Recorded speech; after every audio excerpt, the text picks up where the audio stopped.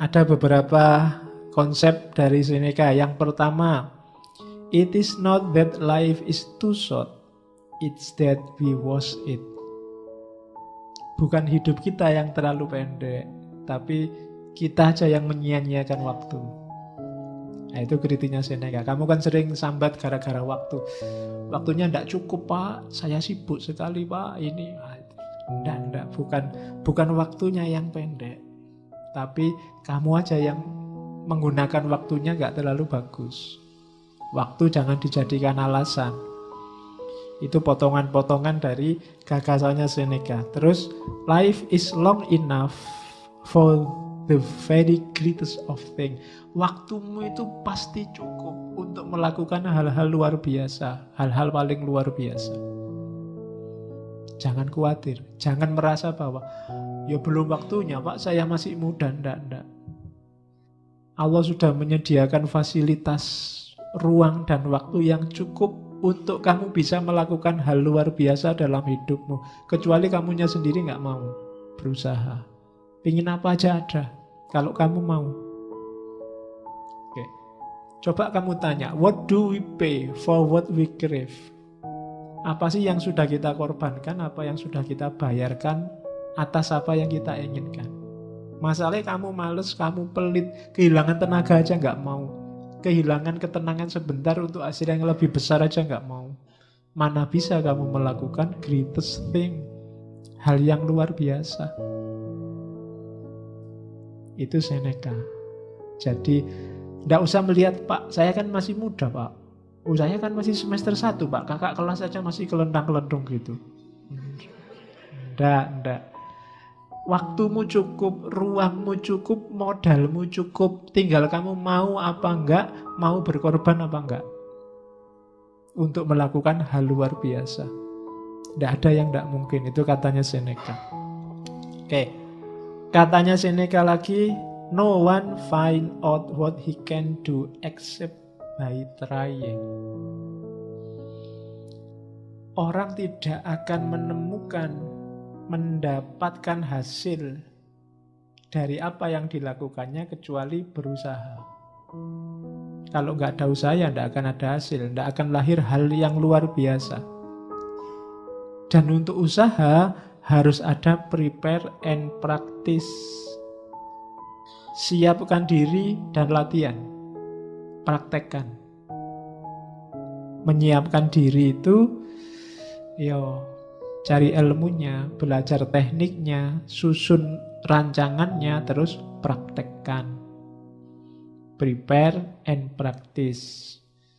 Terus keep your goal, itu yang ada gambarnya itu, in view. Konsisten dengan target. Syukur-syukur nanti kamu tulis di kamarmu, semester ini targetnya apa, atau minggu ini targetnya apa, dan fokus ke situ. Yang lain cemilan, makanan utamanya itu. Ya, ini logika cemilan sama makanan utama. Kemarin saya dengar ada kiai yang ceramah itu, besok kita di surga ketemu lagi sama istri kita waktu di bumi. Terus kita kan mikirnya, aduh, capek-capek ke surga, ketemu itu lagi. Iya, padahal di sini sudah ngempet, nggak mau macam-macam, ketemu itu lagi. Tenang aja katanya kiainya. Istri kita di surga itu makanan utama. Nah, nanti ada bidadari-bidadarinya, nah itu cemilannya. Ya.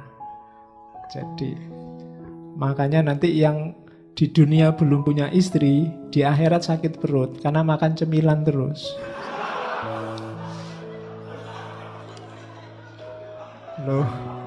Loh kan tidak ada makanan utamanya. Oke, terus ke sini. Jadi tetapkan targetmu, ukur kekuatanmu, dengan rumusnya Seneca untuk jadi orang sukses. Joy and konsistensi, nikmati prosesnya. Jangan merasa sengsara kalau mengorbankan sesuatu. Jangan merasa berat kalau capek. Jangan merasa, nikmati aja prosesnya, menyenangkan kok. Oke. Itu yang selanjutnya. Consider life as a whole. Kayak tadi, hidup ini kita mesin besar. Outer service itu melahirkan inner growth. Kita memperhatikan yang lain, melayani orang lain dalam rangka mesinnya ini biar bagus. Akhirnya apa? Diri kita juga berkembang. Jangan dikira kayak tadi mengorbankan untuk orang lain terus kitanya sendiri terbengkalai. Enggak.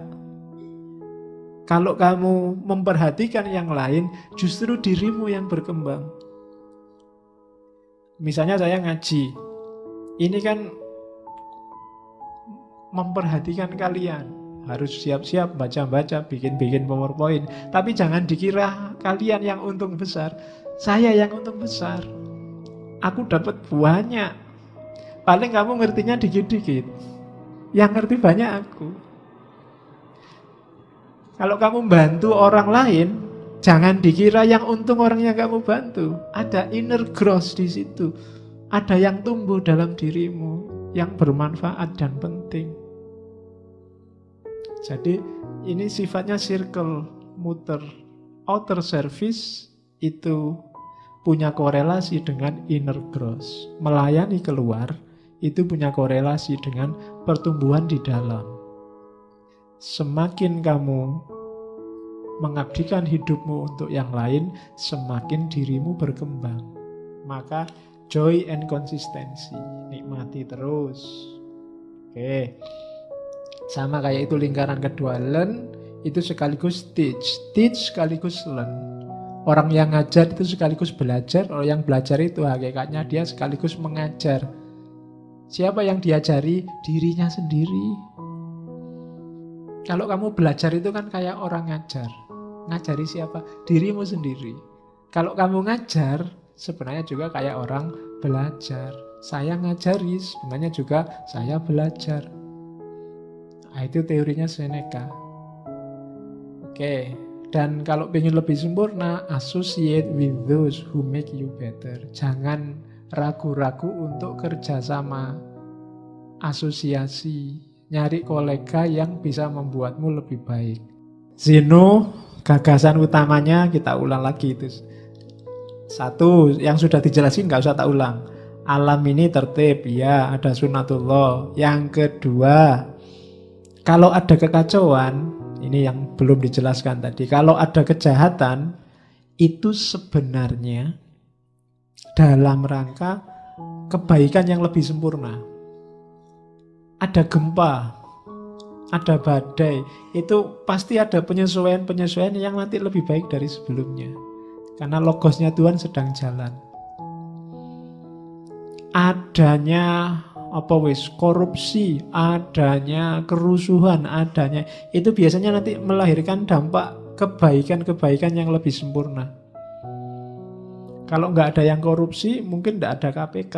Kalau nggak ada KPK, nanti nggak ada ini, nggak ada itu. Terus ada kebaikan-kebaikan yang lebih sempurna. Itu katanya Zeno. Ada penyakit baru, ilmu pengetahuan juga tambah tentang penyakit baru. Ada proyek baru, dokter juga seneng, ya kan? Kemudian ahli kesehatan seneng, pemerintah juga seneng. Ada lahan nih, bisa jadi proyek menteri kesehatan nih, bisa ada kebaikan-kebaikan baru. Orang kenal penyakit AIDS, dulu bingung apa penyakit AIDS ini. Sekarang ketemu lagi, penelitian-penelitian baru, ilmu baru, wawasan baru. Semakin sempurna hidup kita, semakin baik. Jadi ketika kejahatan terjadi, itu ke arah kebaikan yang lebih sempurna pada akhirnya. Ya meskipun jangan Pak saya mau jahat aja Pak biar lebih bagus lagi, enggak. Jadi ketika dia benar-benar terjadi, berarti memang dirancang oleh sutradaranya. Kayak film itu loh. Kan tidak mungkin film dari awal sampai akhir nggak ada masalah. Bangun pagi tidur lihat TV, bangun pagi tidur. Nah, tidak ada yang lebih baik. Tapi kalau ada konflik-konflik, ada kasus-kasus, orang akan semakin baik, semakin baik. Kayak kamu kan sering mengalami kasus, tapi begitu kamu ngalami, besoknya kamu semakin berkualitas hidupmu. Semakin baik, semakin baik. Habis diputus pacar kan semakin tangguh mentalmu, semakin ahli dalam, semakin gitu loh. Manfaatnya banyak, ya kan? Jadi Enggak, kalau ada chaos, ada kejahatan, itu nanti ujungnya pasti kesempurnaan yang lebih. Terus yang ketiga, ya kalau ini fatalisme tadi, segala sesuatu terjadi sudah ada garisnya. Yang keempat, manusia itu bebas. Cuma bebas bukan berarti manusia nggak ditakdirkan. Hanya saja satu-satunya makhluk yang bisa nawar itu manusia. Nawar takdirnya. Ada yang menerima takdirnya, ada yang memberontak takdirnya, katanya Zeno. Saya tidak terima Pak, masa sama Allah ditakdirkan jadi orang Indonesia. Itu berontak takdirnya. Sama Allah dilahirkan jadi orang kecil. Saya kan kecil beneran. Nah, dua, memberontak sama menerima. Tidak masalah. Memberontak pun nanti kan tinggal dilihat setelah memberontak ngapain. Tidak mesti jelek. Terus seseorang dapat mencapai kebahagiaan dengan menerima bahwa apapun yang terjadi ya, bukan yang belum terjadi, adalah yang terbaik. Karena kalau yang belum terjadi kamu sebut yang terbaik, nanti kamu nggak ngapa-ngapain. Tapi yang sudah terjadi, jadi pasti yang terbaik. Kenapa yang terbaik? Ya sudah terjadi, nggak bisa diulang. Kalau kamu menganggap yang terjadi belum yang terbaik, mesti kamu terus kecewa. Kemudian mungkin takut. Kemudian mungkin gelisah. Aduh, hasilnya chaos lagi. Terimalah segala yang terjadi sebagai yang terbaik. Semester ini IP ku 1, sekian. Ya itu yang terbaik sudah. Alhamdulillah masih ada bobotnya 1. Harusnya 0 itu nggak pernah masuk. Nah kan itu sudah terbaik. Ya. Oke. Saya sudah umur hampir 30 ini Pak, belum dapat pasangan. Ah, itu yang terbaik. Ya. Oke, ya kamu tidak ngerti sih. Kalau kamu dapat pasangannya umur 17 dulu, kamu nggak akan nyampe sini sekarang. Nah, mungkin begitu. Jadi, ya itu yang terbaik. Pokoknya anggaplah semua yang terbaik. Itu Zeno. Ini teori self-preservation. Apa tidak boleh Pak? Kita punya hobi, punya kesenangan, ingin kaya, ingin kepuasan tertentu, boleh. Cuma hati-hati melampiaskannya. Self-preservation itu melestarikan dirinya sendiri. Biar hidupmu enak, hidupmu nyaman, hidupmu bahagia. Hakmu untuk makan enak, hakmu untuk tidur nyenyak, hakmu untuk seneng-seneng, ya self-preservation itu. Tapi kayak Epikuros kemarin, jangan sampai kontraproduktif. Maunya seneng-seneng akhirnya susah.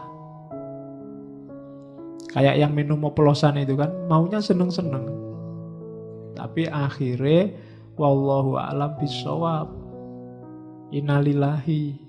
Nah, itu kontraproduktif namanya. Ya seneng sama game ndak apa-apa, seneng sama internet ndak apa-apa, seneng sama WA ndak apa-apa, tapi penuhilah secukupnya. Dalam rangka apa? Self-preservation. Self-preservation itu melestarikan dirimu biar nggak cepat punah. Loh yo, kalau kamu punah itu kan secara eksistensial maupun secara esensial. Kamu main game terus sekarang, ya mungkin masih hidup, tapi waktumu habis sia-sia. Temanmu sudah ngapain, kamu masih ngapain.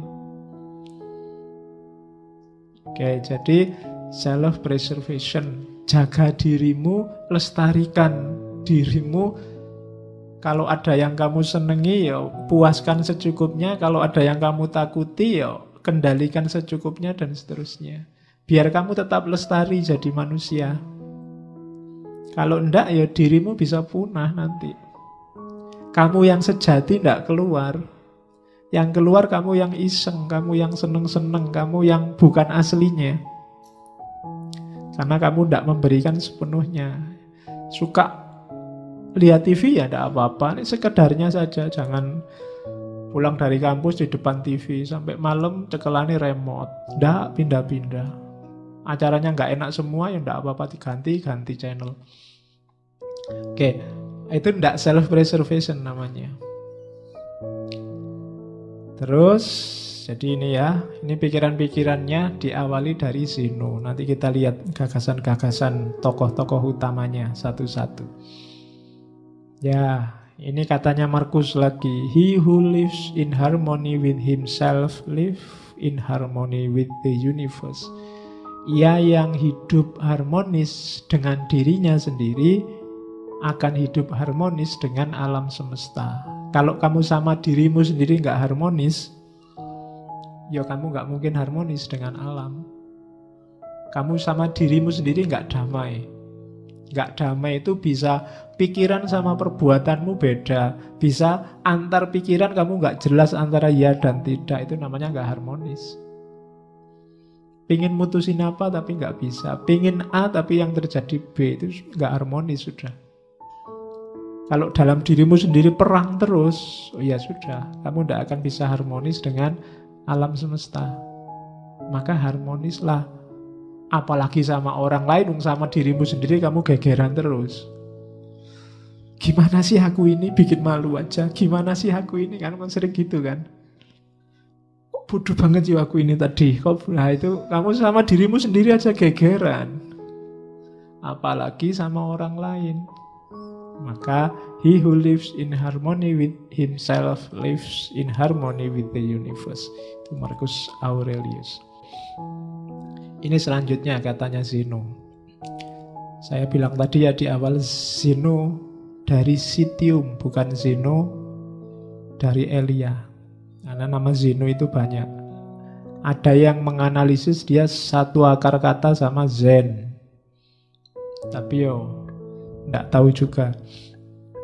Ya memang ada kata-kata Zenonya, Zennya. Kalau yang nonton kartun Dragon Ball juga ada Zeno sama. Ya, yang nonton Dragon Ball Super itu. Ya itu yang paling jagoan di antara jagoan itu. Padahal kecil. Oke, yang nggak suka kartun nggak ngerti mesti. Terus tidak ada ini kata, yang bisa mengusik kebahagiaan orang yang makomnya sudah wise, sudah bijaksana. Orang bijaksana itu tidak bisa sumpek. Kenapa? Tidak ada yang bisa mempengaruhi dia. Dia sudah kokoh. Uraiannya begini, misalnya, anggap apa wis yang paling bikin kamu tidak bahagia. Wah, saya nggak bahagia karena nggak lulus-lulus. Saya nggak bahagia karena kan banyak itu kamu munculkan di pikiranmu. Terus kamu galau. Kuncinya sebenarnya sederhana. Kamu jadi galau karena macam-macam tadi, karena kamu pedulikan semua itu. Cara paling gampang menghadapi itu semua, nggak usah dipedulikan. Nggak usah dimunculkan di pikiranmu, selesai. Tesisku lho Pak, ndak dadi-dadi. Lah salah mbok pikir terus. Emangnya nek mbok pikir terus tesismu jadi tiba-tiba, kan enggak? Iya kan? Ya udah dikerjain aja tanpa harus galau. Wah ya memang satu-satunya jalan dikerjain. Ngapain energinya double, satu buat ngerjain, satu buat galau. Ya kerjain aja, enggak pakai galau. Yang bikin galau kan karena kamu tampilkan sendiri di pikiranmu, terus kamu sumpekkan dirimu. Kamu sumpekkan sendiri dirimu. Itu yang kuncinya sehingga kamu sumpek hidupmu. Wah ini ndak bisa Pak. Saya mikir nggak ketemu jawabannya. Ya sudah, kalau nggak ketemu ngapain dipikir terus? Wong ndak bisa ketemu jawabannya. Ya sudah, kalau bahasa fikihnya mauquf aja. Kalau ada masalah mauquf, ndak bisa dijawab, selesai. Nggak usah dipikir terus. Wong dipikir jelas-jelas kamu tidak bisa jawab kok. Biarin aja. Nah, jadi kuncinya apa? Biar kamu nggak sumpek, tidak usah dibikin sumpek.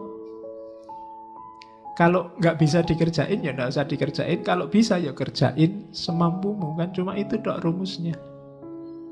Jadi orang yang bijaksana itu tidak bisa sumpek. Makanya kalau diilustrasikan film-film itu bagian tokoh yang bijaksana kan mesti senyum terus, nggak pernah merengut karena nggak ada yang bikin dia sumpek. Nggak bisa ya sudah, memang nggak bisa. Oke, jadi yang bikin kita galau ternyata apa? Ya penilaian kita sendiri. Yang bikin kamu nggak bahagia dirimu sendiri. Cuma itu. Jadi tidak ada yang bisa mengusik kebahagiaan orang yang bijaksana. Orang bijaksana biasanya stabil, tenang, tidak gampang terpengaruh. Karena dia sudah ngerti porsi-porsinya. Oke, terus. Nah, katanya Markus lagi. Reject your sense of injury and the injury itself disappears. Tolaklah rasa sakit itu dan rasa sakit itu akan hilang. Jangan mau lama-lama sakit. Patah hati misalnya, kasih waktu aja secukupnya. Atau tolaklah. Diputus sih diputus. Nggak pakai sakit sih ya biasa aja. Kemarin berdua, sekarang sendiri. Kan cuma itu aja situasinya. Kalau kamu nggak mau sakit, nggak akan sakit. Hanya kamu mau sakit sih. Akhirnya dipikir-pikir sendiri, dibikin-bikin puisi sendiri, dibikin terus. Jadi terus kamu sumpek sendiri. Jadi tolak aja rasa sakit itu. Habis dimarahi dosen, sakit hatiku. Lah ngapain? Aku nggak mau sakit. Nggak sakit. Tapi karena kamu mau memasukkan rasa sakit itu dalam dirimu, ya sakit. Jadi reject your sense of injury and the injury itself disappears. Wong kamu baca WA aja kadang mangkel, kadang marah, kadang sakit, lu ngapain? Wong yang bikin ngawur kok, kadang ngarang-ngarang, kadang bohong. Wong kamu sudah ngerti hoak itu loh, kamu marah. Lah kok mau-maunya kamu menghabiskan energi untuk marah terhadap sesuatu yang tidak ada hubungannya sama dirimu. Kamu sakit tentang sesuatu yang menurut kamu itu tidak benar. Tidak benar kok bikin kamu sakit, ya nggak usah. Jadi reject, tolaklah rasa sakit itu dan dia akan hilang. Itu yang katanya Marcus Aurelius. Jadi jangan mau sakit, jangan mau galau. Kuncinya lagi-lagi ternyata di pikiran. Kamu sendiri yang mendramatisir, sehingga kasus biasa-biasa kayak film India. Jadi kamu terus nangis, padahal ya biasa aja. Ya kayak kapan tadi apa ya, saya dapat WA yang anak kecil ayamnya mati terus dia nangis itu. Itu kan ayam mati biasa, tapi ya karena anak kecil nangis. Kalau kamu ikut nangis juga, itu baru bahaya. Jadi yang kayak gitu kamu nggak bisa menolak. Ada banyak hal yang sudahlah, itu tidak penting. Manusia itu memang fitrahnya dia bahagia kalau keinginannya tercapai. Berarti kunci kebahagiaanmu ada di keinginan. Maka pinter-pinterlah menegaskan keinginan. Begitu kamu keliru, kamu sedang bunuh diri. Bikin keinginan, rancang keinginan yang dalam kontrolmu. Kayak tadi. Bukan sesuatu yang di luar jangkauanmu. Jadi, karena kalau kamu menginginkan sesuatu yang di luar jangkauanmu, hasilnya pasti kecewa. Jangan menginginkan sesuatu yang di luar jangkauanmu. Wong kamu sudah jelas sekarang semester 14 sudah mau kena DO, saya cita-citanya cum laude, Pak, tercepat terbaik. Wis ora iso jelas itu. Daripada kamu stres mending sudah yang penting lulus. Ya, jadi jangan menginginkan sesuatu yang di luar jangkauanmu. Nanti lihat artis di TV kamu jatuh cinta, pokoknya aku harus dapat dia. Ya, tidak mungkin, jauh. Wong artis itu, kamu siapa? Kan begitu. Nanti daripada kamu stres, tidak karuan juntrungannya loh. Ya cukup kamu beli kaca aja, lihat di kamar. Oke, jadi jangan menginginkan yang di luar jangkauan. Ukur kekuatanmu. Terus, karena kamu bisa kecewa kalau salah menetapkan keinginan. Saya Pak, mulai sekarang ingin tiap malam sholat tahajud. Mulai jam 1 sampai subuh. Nggak putus-putus. Wis, kecewa mesti kamu nanti. Ya. Kenapa? Mungkin di luar jangkauan wong kamu sholat subuh ayo. Iya. Jadi inginkan yang dalam jangkauanmu. Itu penting bagi yang tidak ingin stres. Oke. Karena itu, kalau tiba-tiba terbersit apapun yang menurutmu itu di luar jangkauanmu, kalimatnya Stoa apa? You are nothing in relation to me. Kamu tidak ada hubungannya sama aku. Jadi jauh-jauh. Jalan-jalan di mall, lihat orang belanja baju banyak sekali, harganya ratusan ribu. Kamu mau beli kaos 40 ribu aja diwolak-walik pintu. Nah, lihat orang itu, you are tidak ada hubungannya sama aku. Kita beda dunia. Nggak usah membayang-bayangkan, menginginkan yang kayak yang kamu lihat. Nanti kamu malah stres sendiri. Jadi kamu harus punya senjata ini tadi. You are nothing in relation to me.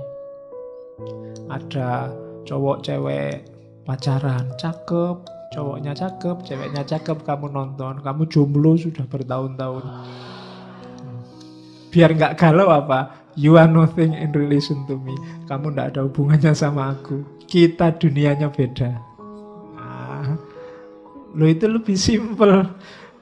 Lah daripada kamu stres, mau kamu mangkel marah, malah menghabiskan energi kayak tadi untuk yang sia-sia. Biarin aja lah. Mereka punya dunia sendiri, aku punya dunia sendiri. Aku cukup nonton TV sendirian. Di kamar sendirian, makan sendiri, masak sendiri. Oke. Yo, bikinlah nanti narasi-narasi untuk lebih baik sendiri, lebih merdeka sendiri. Ya sudah apa-apa lah untuk menghibur diri. Jadi inginkan yang bisa kamu kontrol. Untuk yang tidak bisa kamu kontrol, kok tiba-tiba kamu berhasrat, katakan you are nothing in relation to me. Kamu tidak nyambung lagi, kita frekuensinya beda.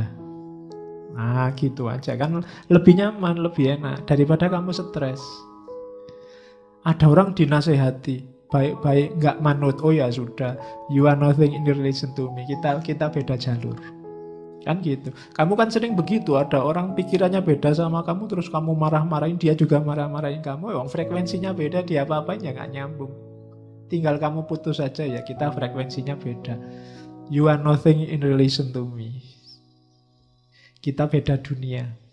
Nah, jadi itu caranya untuk bahagia. Kontrol keinginan.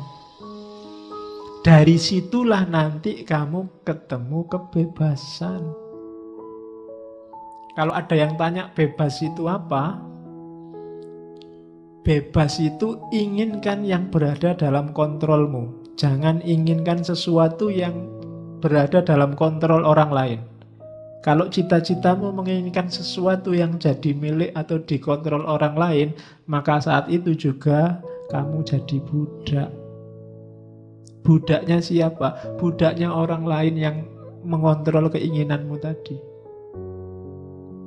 Kalau cita-citamu misalnya jadi PNS dan menurutmu di luar kontrolmu, maka kamu akan jadi budak orang yang mengontrol penerimaan PNS. Kalau cita-citamu ndak jomblo lagi, punya pasangan, padahal di luar kontrolmu, kamu akan dikontrol orang yang bisa ngasih kamu pasangan atau menjanjikanmu jadi pasangannya. Ya kan? Kalau cita-citamu harta, padahal itu belum waktunya dan di luar kontrolmu, maka kamu akan jadi budak orang yang bisa memberikanmu harta. Namanya jadi nggak bebas. Maka kalau kamu ingin bebas yang sejati, inginkan yang hanya dalam kontrolmu saja. Yang di luar kontrolmu nggak usah diinginkan. Jangankan di luar kontrolnya orang lain, di luar kontrolnya Allah pun jangan ditagih-tagih ya Allah kok dulu aku anaknya orang desa, mbok aku anaknya presiden apa anaknya menteri. Ya kalau kamu yang diinginkan itu, kamu jadi tidak bebas. Kebebasan itu inginkan yang dalam kontrolmu. Jangan nagih sesuatu yang di luar kekuasaanmu. Dan kamu nggak dosa kok kalau hanya menginginkan yang dalam kontrolmu. Tidak apa-apa, kekuasaanmu cuma itu. Agama kan mengajarkan begitu. Kalau kamu sholat tidak kuat berdiri, ya duduk. Tidak usah iri dengan orang yang bisa berdiri. Yang berdiri juga begitu. Jangan iri, enak ya itu sholatnya duduk. Kalau ingin sholat duduk, sakit dulu. Kan begitu. Masing-masing punya jatahnya sendiri-sendiri. Ya mungkin jatahmu sekarang masih jomblo, yang lain jatahnya sudah punya pasangan, itu biasa. Jadi tidak harus menginginkan yang di luar kuasamu. Kecuali janjane sudah dalam kuasamu, kamu nggak jomblo lagi. Tapi kamu milih jomblo, wah itu rasa dhewe nanti. Iya, kamu akan galau mesti. Harusnya kamu ambil, tidak kamu ambil. Jadi bebas yang sejati itu apa? Bebas yang sejati itu menginginkan yang dalam kontrolmu, bukan yang di luar kontrol. Mari kita demo biar Donald Trump gak jadi presiden Amerika lagi. Kejauhan. Hasilnya mesti stres. Jadi ya yang deket-deket lah. Terlalu jauh kalau Donald Trump. Ya orang Indonesia ya presiden Indonesia. Kalau gak kuat ya gubernur, gak kuat ya bupati. Kalau masih gak kuat ya Pak RT, Pak RW misalnya loh. Itu kan dalam jangkauanmu, bukan yang di luar jangkauanmu. Kalau mimpimu terlalu besar, hasilnya kecewa. Atau kamu jadi budak yang bisa mewujudkan mimpimu. Jadi bebaslah. Bebaslah berarti apa? Inginkan hanya yang berada dalam jangkauanmu. Yang kedua, lanjutannya kebebasan. Kenapa sih ada yang tidak terjangkau? Ya, karena all can be free internally in mind, none can be free without in body. Kita itu akal sih bisa bebas, cuma mewujudkan isinya akal itu tidak bebas. Kamu mikir apa saja kan bisa, boleh. Tidak ada sanksinya malah. Satu-satunya yang bisa bebas murni itu kan cuma mikir, akal. Cuma mewujudkan pikiran itu tidak bebas. Kita sudah terikat. Kamu mikir seandainya aku bisa terbang ya, bisa di pikiran. Tapi kalau mau diwujudkan, kamu harus punya uang dulu terus naik pesawat. Tidak bebas. Kalau nggak punya uang, ya nggak bisa kamu bisa terbang. Ya kamu loncat dari atas gunung, ya terbang sebentar. Terus wassalam. Ya kan? Can be free, kita nggak bebas. Kalau mau diwujudkan nggak bebas sudah. Pak saya pengen jadi presiden, bebas. Begitu ingin mewujudkan, itu baru nggak bebas. Macem-macem sudah halangannya, nggak sesederhana mikir. Makanya dulu pernah saya bilang, kebebasan yang sejati bisa dalam pikiran. Dalam hidup sehari-hari halangannya banyak. Macem-macem, in body. Mungkin kamu sumuk, pinginnya segera kayak gini, pingin nyopot baju, terus kipas-kipas. Senang ini sudah. Tapi kan begitu banyak orang di sini kan kamu nggak bisa. Kalau kamu nyopot baju di sini, yang lain mesti bubar baunya. Lo kan nggak bebas kan kamu nyopot baju akhirnya. Kenapa? Ada yang lain, tapi di pikiran tadi kamu bebas. Menginginkan itu kan dalam pikiran. Bebas, kamu bisa. Kalau sekedar menginginkan bisa apa saja. Tapi kalau kamu tidak hati-hati, ketika keinginan ini kamu wujudkan, kamu akan dicegat oleh banyak sekali halangan, in body, realitas sehari-hari. Jadi rumusnya di situ. Itulah kenapa biar kamu nggak kecewa, aturlah keinginanmu. biar nggak terlalu banyak kecewa. Jadi cita-citamu apa sih? Keinginanmu apa sih? Sesuaikan dengan kondisimu. Nggak sesuai juga nggak apa-apa, tapi ketika nggak sesuai, lahirnya kekecewaan atau perbudakan tadi.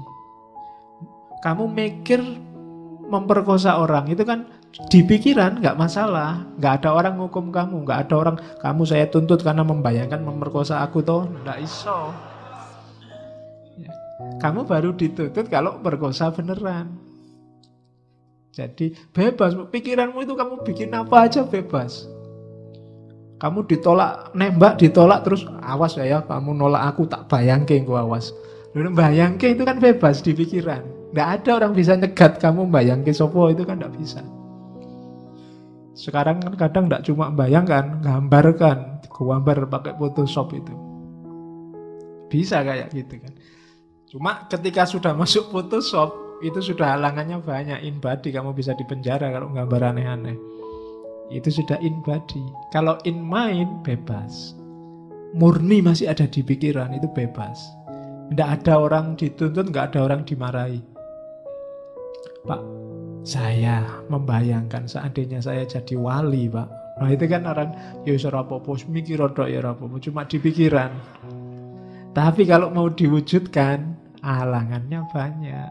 Jadi rumusnya itu, kebebasan itu bisa dalam kamu mikir, tapi begitu mewujudkan bebas, kamu akan ketemu banyak sekali halangan-halangan. Karena hidup ini coraknya katanya Stoik tadi fatalistik.